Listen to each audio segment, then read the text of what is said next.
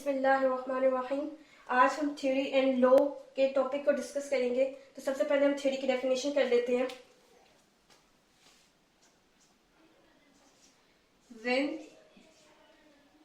Hypothesis is proved bye experiment, when hypothesis is proved by experiment, scientists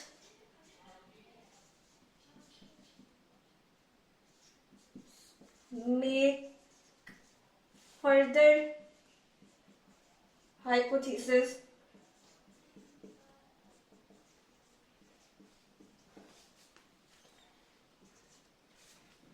when new hypothesis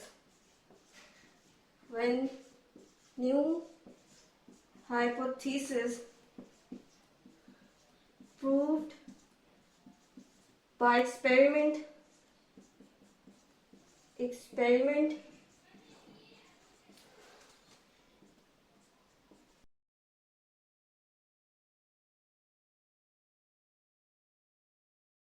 when new hypothesis proved by experiment the original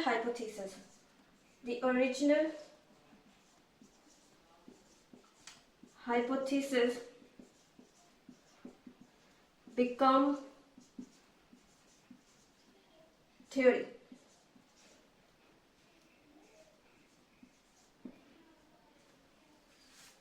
आपने जो hypothesis दी है वो proof हो गई है experiment करके। Scientist उसकी मजीद हाइपोथेसिस बनाकर उसको दोबारा टेस्ट करेंगे, उसको दोबारा एक्सपेरिमेंट करेंगे। जब वो न्यू हाइपोथेसिस जो आपने फर्दर हाइपोथेसिस बनाई है अगर वो भी प्रूफ हो गई है एक्सपेरिमेंट से, तो जो आपकी ओरिजिनल हाइपोथेसिस या ओरिजिनल वो जिससे मजीद आपने फर्दर हाइपोथेसिस बनाई है वो वाली जो हाइपोथेसिस होगी ना उसको थ्योरी का नाम दिया जाएगा। ठीक हो गया। अब इसकी हमारे पास एक एग्जाम्पल है वो हम देख लेते हैं।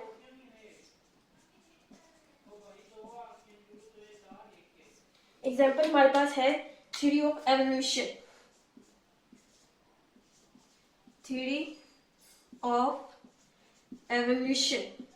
एवोल्यूशन मैंने आपको बताया था क्या होता है। एवोल्यूशन होता है ग्रेजुअली चेंज आने में कई साल नहीं मिलियंस ऑफ ईयर्स लग जाते हैं। एवोल्यूशन क्या है? ग्रेजुअली चेंज है। ग्रेजुअली चेंज ऐसा चेंज जिसमें मिलियंस ऑफ ईयर्स लग जाते हैं। तो थ्योरी ऑफ एवोल्यूशन जो है ना वो ये है कि स्पीशीज ने how species change over time through natural selection।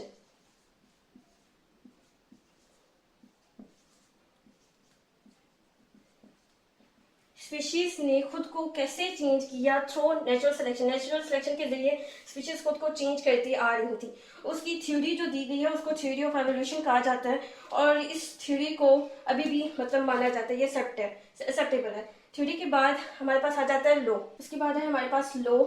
तो लॉ की हम डेफिनेशन कर लेते हैं। If a theory is proved again and again, it becomes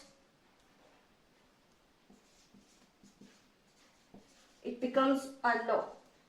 एक थ्योरी को आपने बार बार एक्सपेरिमेंट करके उसको प्रूव कर दिया, वो क्या बन जाएगी? वो एक लॉ बन जाएगा। और एक इसी के साथ ना आपसे सवाल कर लिया जाता है कि what is a scientific law, कि साइंटिफिक लॉ क्या होता है। जब आप सिर्फ लॉ की डेफिनेशन करेंगे ना तो उसके अंदर आपने साइंटिफिक लॉ की डेफिनेशन लिखनी है। लेकिन कभी कभार ये एक्स्ट्रा अलग से क्वेश्चन पूछ लिया जाता है कि what is a scientific law. तो साइंटिफिक लॉ क्या है? साइंटिफिक लॉ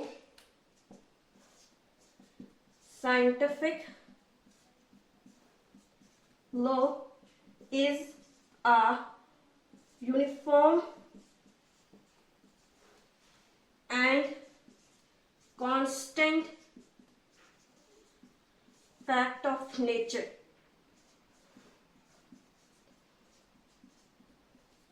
इसके इसका मतलब क्या है? साइंटिफिक लॉ जो है वो यूनिफॉर्म है। यूनिफॉर्म से मुराद ये है कि इट अप्लाइज एवरीवेयर। आप इस लो को, यानी लो से मुराद जो मैंने एक्सपेरिमेंट किया, ठीक है, वो जो लो है उसको आप कहीं भी अप्लाई कर सकते हैं। कहीं किसी भी जगह पे जाके इसको चेक करना चाहते हैं कि ये क्या लो सही है या गलत है, या मतलब इसको मैं दोबारा प्रूव करके देखूंगा कि शायद गलत हो और इन्होंने एवं इसको लॉ करार दिए, तो मैं इसको दोबारा अप्लाई करूंगा एक डिफरेंट जगह पे। लेकिन शर्त ये है कि जब आप इसको अप्लाई कर रहे हो, इसको आप एक्सपेरिमेंट कर रहे हो, तो आपने कंडीशन सेम रखनी है। बट कंडीशंस जो है वो आपने सेम रखनी है, ठीक है। कंडीशंस में क्या आ जाता है? कंडीशंस में प्रेशर आ जाता है। आपने प्रेशर वो रखना है, प्रेशर वही रखना है जो उस वक्त एक्सपेरिमेंट करते हुए रखा गया था। टेम्परेचर वही रखना है जो उस वक्त टेम्परेचर था। जितनी हाइट पे किया गया उतनी हाइट पे आपने करना है। तो यूनिफॉर्म जो है, यूनिफॉर्म से मुराद ये कि ये कहीं भी अप्लाई हो सकता है, लेकिन कंडीशंस के साथ। कंडीशंस आपने सेम रखनी, कंडीशंस आपने चेंज नहीं करनी। उसके बाद हमारे पास है constant fact of nature. Constant fact of nature से मुराद है कि डोंट चेंज ओवर टाइम। वक्त के साथ साथ ये नहीं बदलेगा। डोंट, नहीं बदलेगा। वक्त के साथ साथ ये जो लो है ये नहीं बदलेगा। ये एक ऐसा लो है जो हर वक्त चलता रहेगा। यानी आप चलता जा रहे, सदियां चलती जा रही हैं, साल गुजरते जा रहे हैं, लेकिन ये जो लो दिया गया ये कैसा लो है कि ये सही है, ये मतलब उस वक्त भी वैलिड रहेगा, ये डिसप्रूफ नहीं होगा। तो ऐसे लो को जो यूनिफॉर्म हो और कांस्टेंट फैक्ट ऑफ नेचर हो उसको साइंटिफिक लो कहा जाता है। तो हम इस पूरे जो थ्योरी एंड लॉ है और जो पिछला टॉपिक था साइंटिफिक मेथड, उसका एक फ्लो चार्ट बना लेते हैं ताकि हमारे लिए एक रिव्यू हो जाए, हमारे लिए एक आसानी हो जाए। तो हम उसका फ्लो चार्ट बनाते हैं। अभी एक दफा हम फ्लो चार्ट बना लेते हैं साइंटिफिक मेथड का, ताकि हमारे लिए जो पिछले जो हमने वीडियो बनाई थी और ये जो बनाई है ना अभी, ये एक दफा रिव्यू हो जाएगी। तो सबसे पहला जो हमारे पास आया था ना वो था biological problem. Biological problem biological problem हमने कहा था दो तरह से आ सकती है। एक तो ये कि आस्क्ड बाय समवन, कोई पूछेगा हमसे, कम्स इन बायोलॉजिस्ट माइंड, या फिर बायोलॉजिस्ट के माइंड में वो खुद बात आएगी। बायोलॉजिकल प्रॉब्लम के बाद हमारे पास जो था वो था हमारे पास ऑब्जर्वेशन। ठीक हो गया।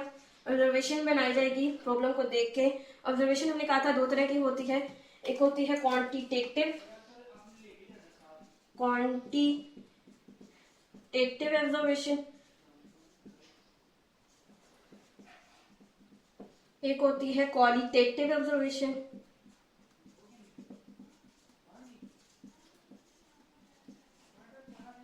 इनसे वाज़ेह पता चल रहा है, क्वांटिटेटिव यानी क्वांटिटी से रिलेटेड, क्वालिटेटिव यानी क्वालिटी से रिलेटेड।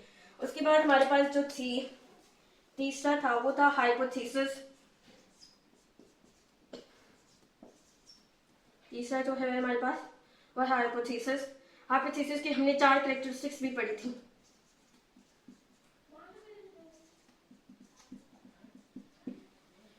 फिर उसके बाद हमारे पास चौथा था डिडक्शन।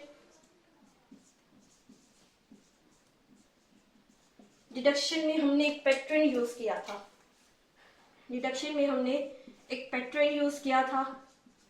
वो क्या था? वो था इफ एंड देन। इफ यानी अगर हमने मान लिया कि आपकी हाइपोथेसिस ट्रू है, देन क्या कि मतलब उसका क्या रिजल्ट है वो आप हमें बताएंगे। डिडक्शन के बाद हमारे पास था एक्सपेरिमेंट।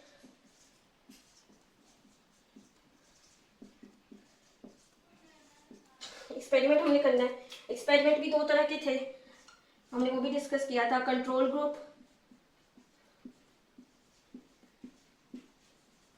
और एक था एक्सपेरिमेंटल ग्रुप।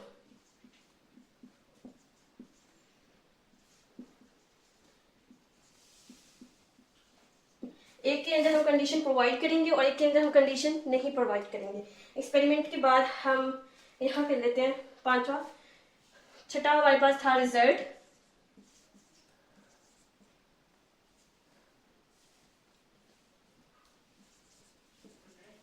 सातवां जो हमने आज पढ़ा है वो है थ्योरी।